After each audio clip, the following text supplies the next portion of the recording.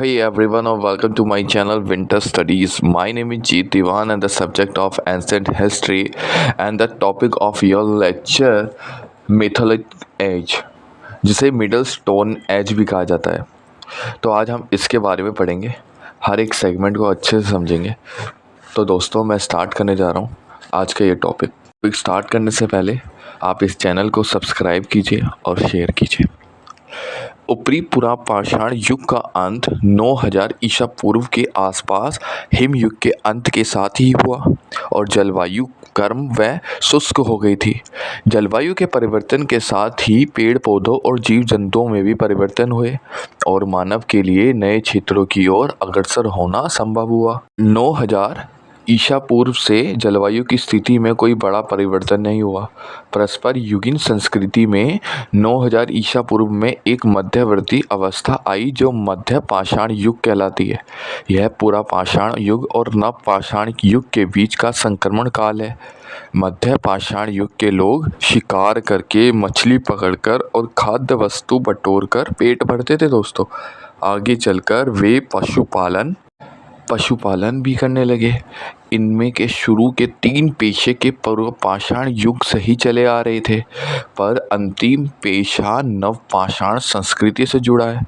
मध्य पाषाण युग के विशिष्ट औजार हैं सूक्ष्म पाषाण या पत्थर के बहुत छोटे औजार, जिसे मैथोलिक्स भी कहा जाता है। मध्य पाषाण स्थल राजस्थान, दक्षिण उत्तर प्रदेश, मध्य और पूर्वी भारत में काफ़ी मात्रा में पाए जाते हैं तथा दक्षिण भारत में कृष्ण नदी के दक्षिण में पाए जाते हैं। इनमें से राजस्थान के बागोर स्थल का उत्खनन भली भांति हुआ है। यहाँ सुस्पष्ट सूक्ष्म पाषाण फलकों का उद्योग था। यहाँ के निवासियों की जीविका शिकार और पशुपालन से चलती थी। इस स्थल पर बसी हुई ईसा पूर्व 5वीं शताब्दी के आरंभ से लगभग 5000 वर्ष तक रही है।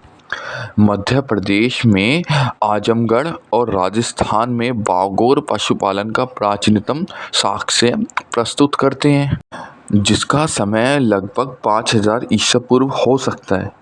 राजस्थान के एक पुराने नमक झील संभर के जमावों के अध्ययन से प्रतीत होता है कि 7000 से 6000 ईसा पूर्व की आसपास पौधे लगाए जाते थे।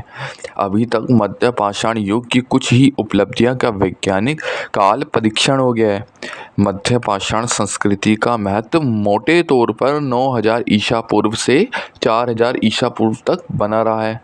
इसमें संदेश नहीं रहा है कि नव पाषाण संस्कृति का मार्ग प्रशंसा किया गया।